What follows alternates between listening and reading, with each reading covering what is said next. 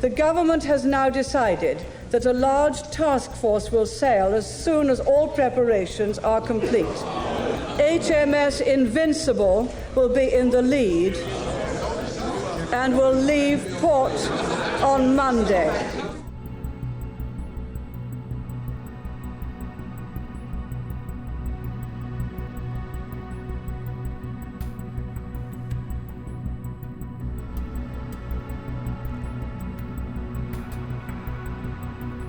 He'd done the job, he dropped the bombs, the crew just descended into whoops and hollers, and everybody was punching the air, and we were sort of patting ourselves on the back before the reality of the fuel situation set in again.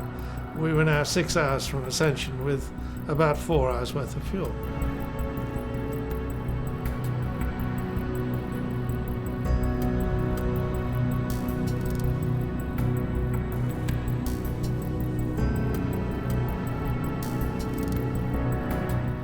We knew soon after we left Ascension that HMS Sheffield had been attacked and destroyed and that there were casualties, so I think it was a question of proceed south at all speed. There was a lot of drooping chins and a lot of scared people on board the Lancelot, and I had to, I guess, in some instance, take the lead and say, this is what we're here for, guys. It is now a shooting match and we're on our way. The landing is not an end in itself.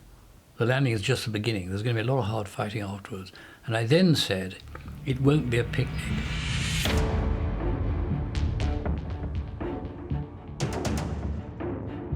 Once we got ashore, we realised we didn't have air superiority. These ships were very vulnerable, so we had to run all the stocks ashore into Ajax Bay.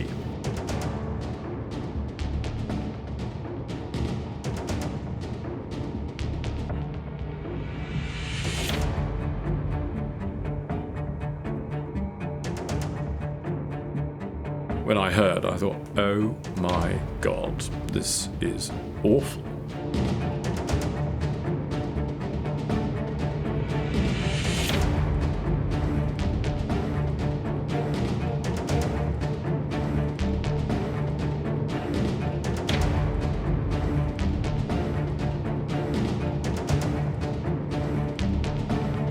We had sent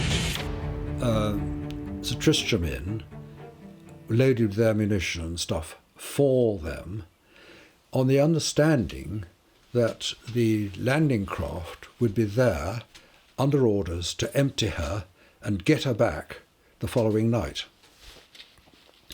What we didn't know is, because Sir Tristram was quite reasonably keeping radio silence, was that she was not unloaded. Galahad came, finding Tristram where he'd hoped to go and hide under this cliff, well, not hide, but be protected by the cliff, so he anchored further out, sitting duck. Somebody shouted, "Air raid warning red," and I looked up and I saw the silhouette of an aircraft overshoot the hold. Seconds later, there was a loud bang and it all went orange. It wasn't until I had to get up to go to the treatment room that I realised that I'd burnt my face and my head. Just, I walked past this mirror and I just saw this like large beach ball and realised it was me. I was shot in the hip and I'd gone down. I tried to get up again and move when I rolled over, when I had no support in my leg, and the enemy took another 2 shots at me. Tumbledown was one of their last and strongest defensive positions, literally outside Stanley. We were very aware that we were going to take on the best the Argentinians had to offer. Gentlemen, I've just heard that the white flag is flying over Stanley.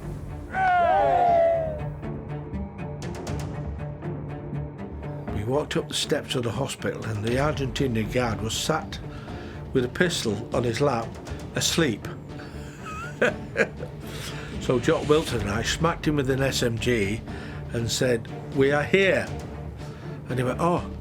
And And a lady opened the doors and looked at us. She went, "British?" We said, "Yes." They were so happy, we said, "You're free now." We pulled into Southampton Dock to be amazed that there was thousands of people, with banners and stuff like that, all waiting for us to come home.